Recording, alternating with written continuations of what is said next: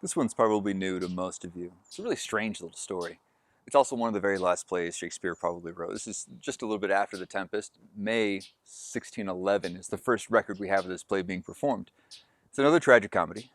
Sometimes scholars will use a series of different genre designations for these plays. Sometimes they're called problem plays, sometimes romances. I prefer tragicomedy. Now, even though these terms get used interchangeably, they actually mean very different things.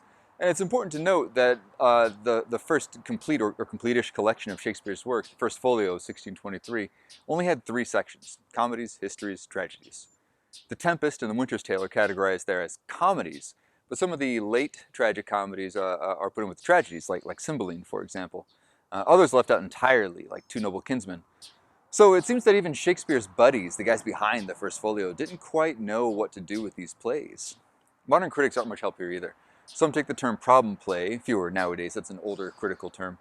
This is meant to apply to any play that has a problematic comic resolution. But look, a lot of the actual comedies have the untidiness to them, like Taming of the Shrew, for example.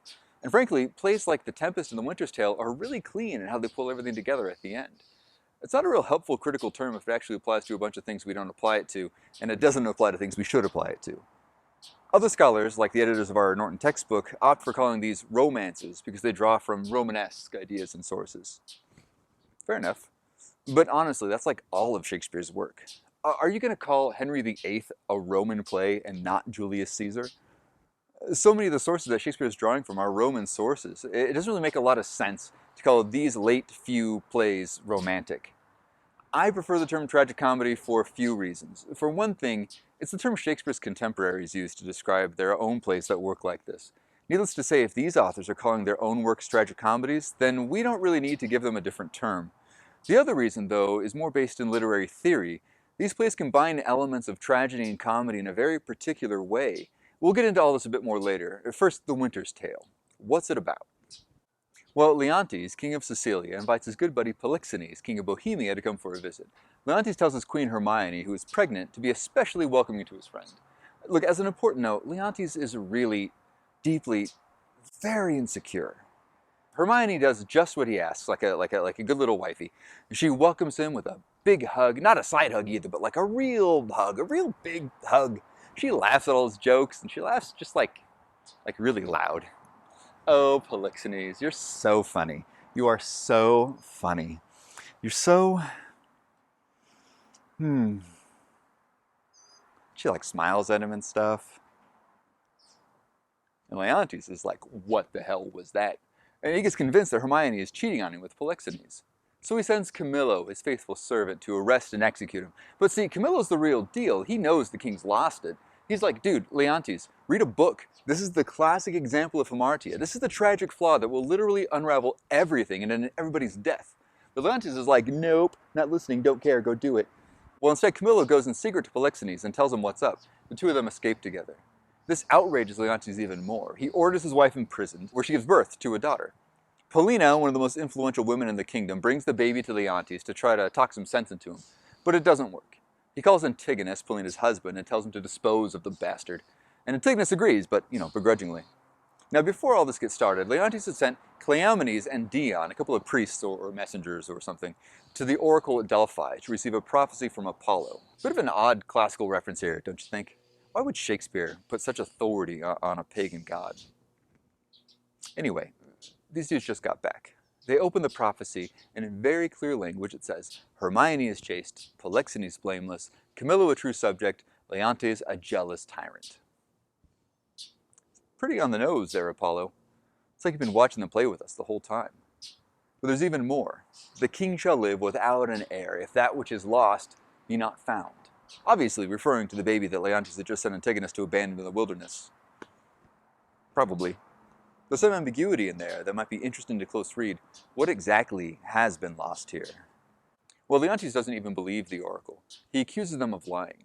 Just then, the son of Leontes, the unfortunately named Mamilius, drops dead. Then Hermione drops dead. And now Leontes is like, oh, right. Tragic flaw. That's the first half of the play. It's kind of a speed run of Othello, actually. All tragedy played really, really fast. I can imagine the audience checking their watch at this point thinking, catharsis already? We're only halfway in. But all the elements are there. We have highborn characters, an inability to see the depth of the effects of their actions. It makes a terrible mistake that can't be recovered from, leads to everybody dying. The tragic hero even has a moment of anagoresis, right? Recognition and new understanding of all the evil he's done. All we need him to do is pop out his eyes and we have the perfect classical tragedy. It even happens in 3 acts. As an aside, there's also a really important message here.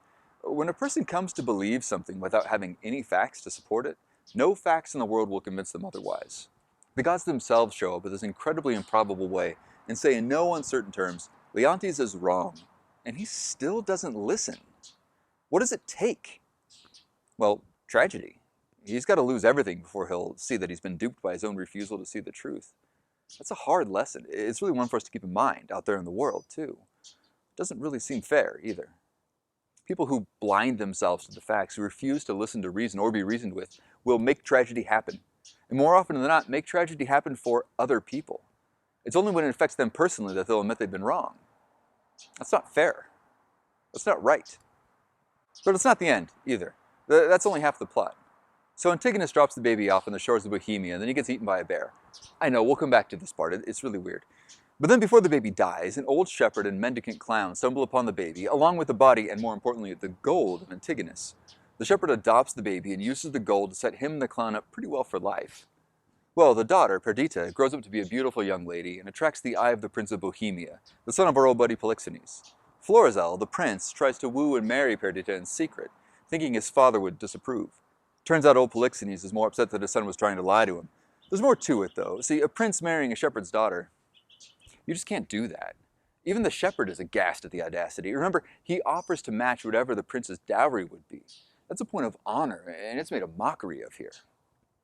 Well, anyways, Camillo, good old Camillo, comes along to advise the prince to run away back to Sicilia, where he can get married without his father knowing it.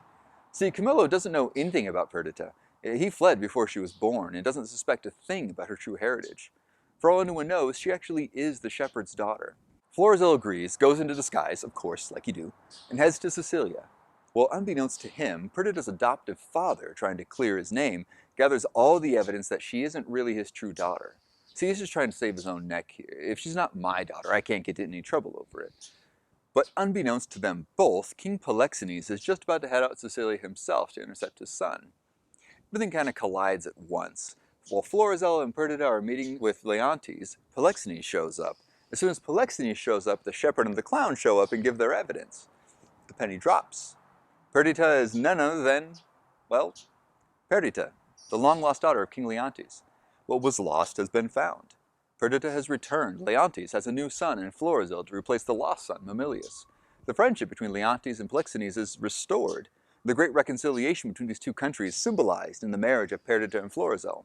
And even more than that, Florizel and Perdita can get married after all, so happy ending for them.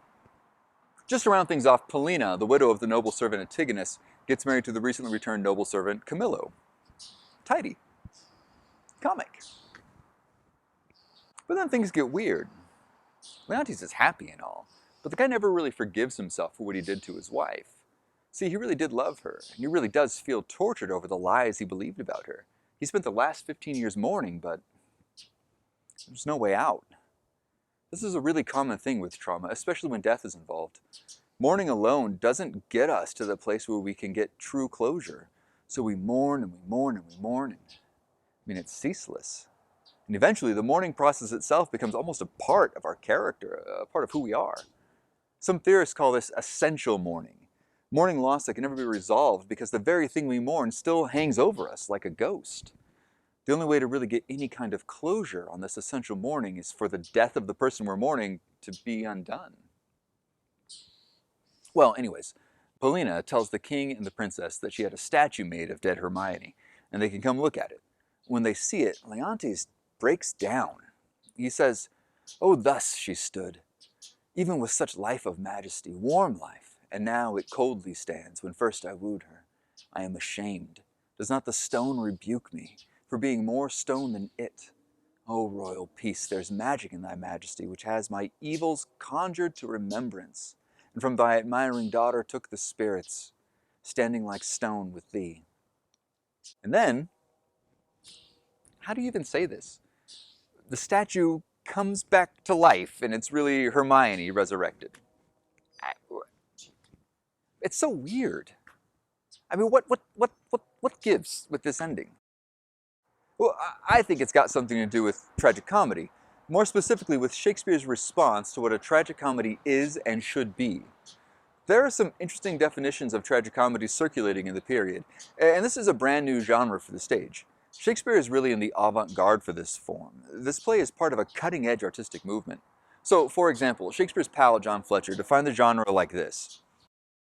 A tragicomedy is not so called in respect of mirth and killing, but in respect it wants or lacks death, which is enough to make it no tragedy, yet brings some near it, which is enough to make it no comedy, which must be a representation of familiar people with such kind of trouble as no life be questioned, so that God is as lawful in this as in a tragedy, and mean people as in a comedy.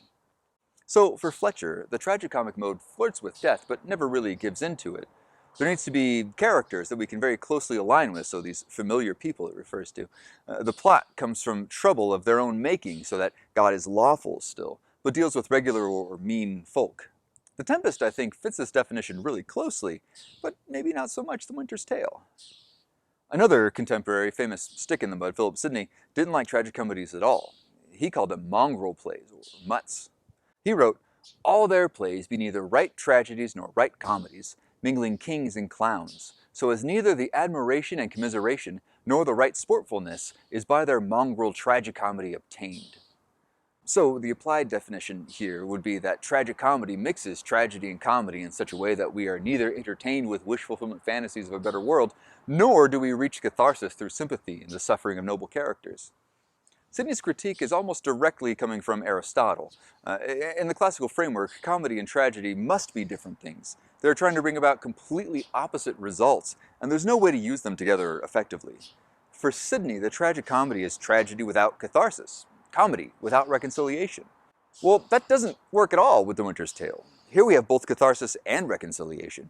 In fact, it might be that Shakespeare is almost taking a challenge from critics like Sidney. You think this can't be done? Well, challenge accepted. Maybe behind this play, though, is the more common misconception that tragicomedy is nothing but a tragedy plus a comedy. Some of the Italian authors working in this form of the period see their plays this way, as a tragedy with a happy ending, so to speak. What we might be seeing here is Shakespeare taking on the formation of the genre itself. Tragicomedy is a tragedy and a comedy? Okay, smashes the two of them together. And hilariously does so with one of the most iconic stage directions of all time. Antigone slays the baby Perdita down to die in the elements, and then exit pursued by a bear. Wait, what? You're gonna write 24 plays for us with nothing but exunt, and now you're giving us a bear? I can imagine the actor reading over this script and coming up to this part. Bill, what's this about, a bear? Now, historians are kind of split on this. On the one hand, plenty of bears in London. One of the major pastimes is to go watch bear baiting matches, having two bears fight against each other to the death. There are trained bears in London, and it wouldn't be too far out of line for the theater to make use of something like this. It's the kind of spectacle that debauched Jacobin audiences would have loved. But on the other hand, I just can't get over how hilarious it would be to have a dude in a poorly made bear suit run around on stage and chase Antigonus for a while. I mean, imagine it. You've just watched the complete downfall of the House of Leontes, the death of the queen, the attempted murder of an infant.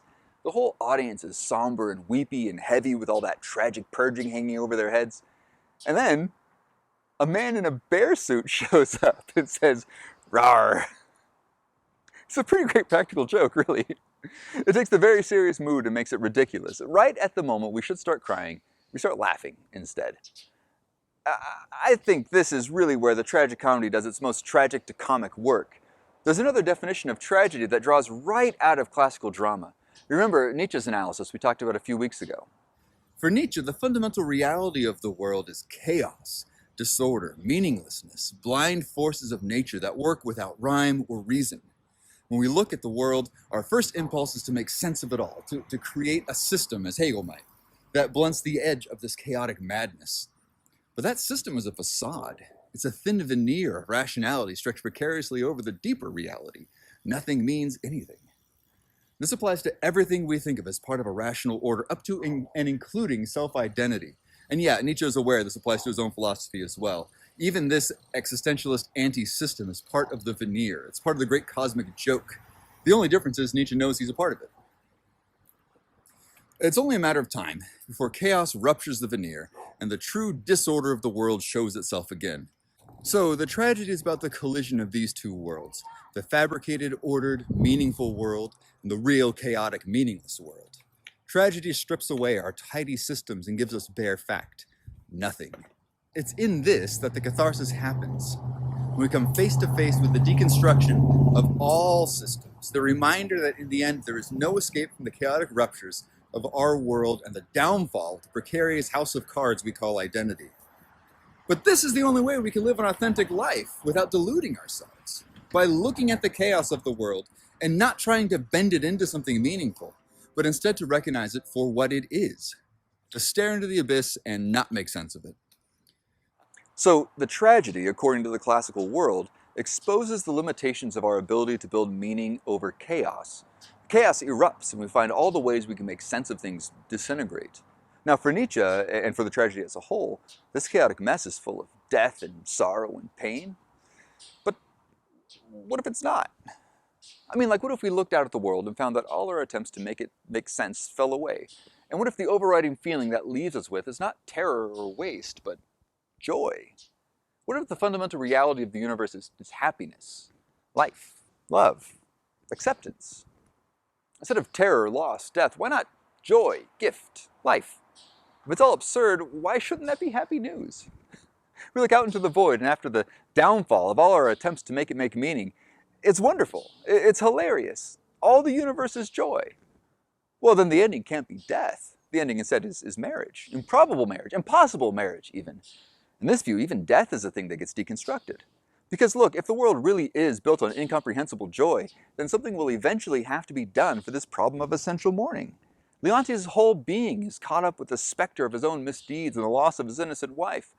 If there really is nothing but joy underneath it all, then why would the innocent die?